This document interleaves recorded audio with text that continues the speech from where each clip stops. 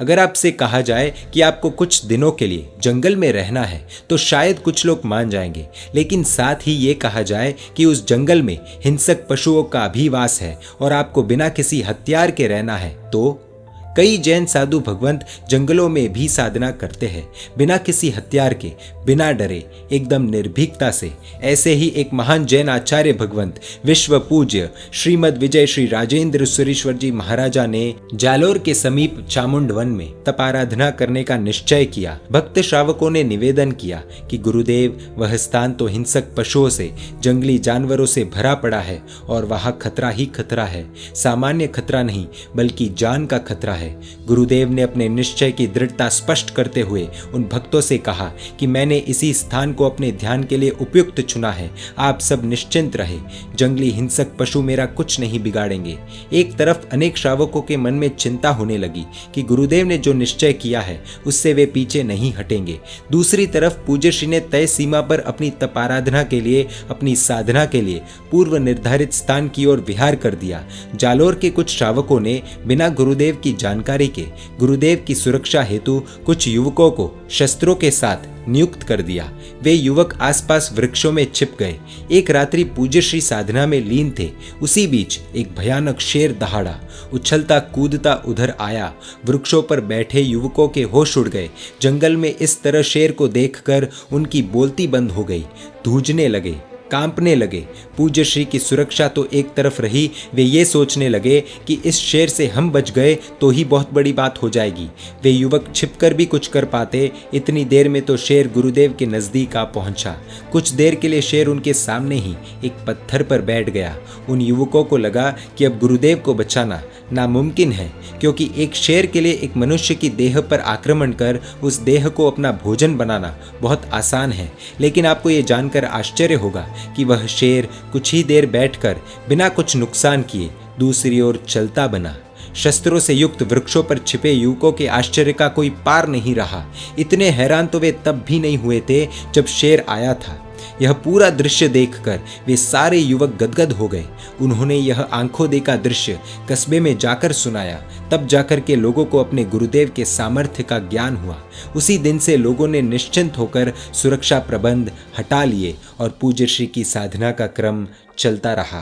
पूज्य श्री की साधना, साध्वाचार का सुदृढ़ आधार, पंचाचार की कठोर पालना, सब जीवों के लिए मैत्री भाव उत्कृष्ट कोटि के थे।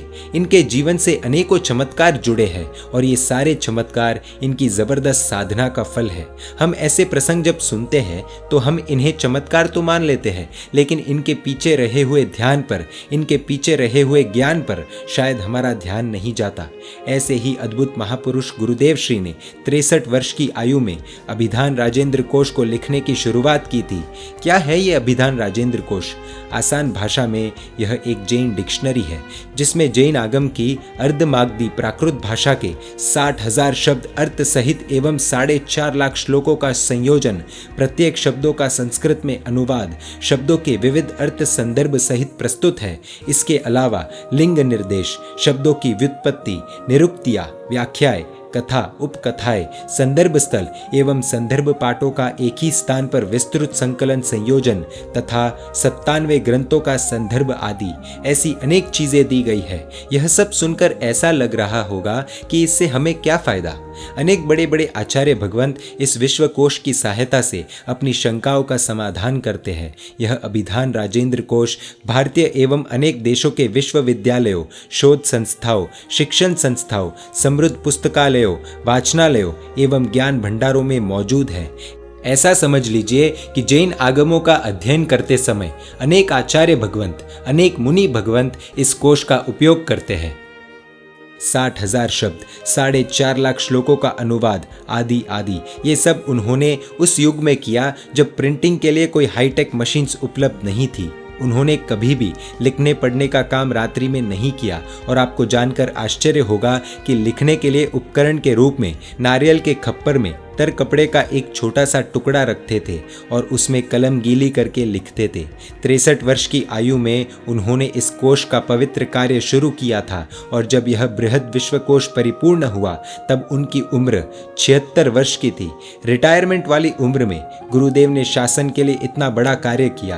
किसी ने सही ही कहा है कि एक साधक की और साधना की कोई उम्र नहीं होती। जिस उम्र में लोग भूलना शुरू करते हैं उसी उम्र में पूज्य गुरुदेव ने अभिधान राजेंद्र कोश की रचना की है ना। ये अपने आप में चमत्कार। ऐसे अद्भुत महायोगी पूज्य आचार्य भगवंत गुरुदेव श्रीमद विजय श्री राजेंद्र सुरेश्वर जी महाराज साहिब की जन्म एवं स्वर्गारोहण तिथि पोष सुद सातम को है, जिसे प्रतिवर्ष गुरु भक्त संपूर्ण भारत में इसे गुरु सप्तमी के रूप में भावपूर्ण हर्षोल्लास पूर्वक मनाते हैं। ऐसे गुरुदेव को कोटि कोटि वंदन। परमात्मा के आज्ञा विरुद्ध कुछ भी कहा हो तो मिच्छामि दुक्कडम। जय जिन शासन, जय महावीर।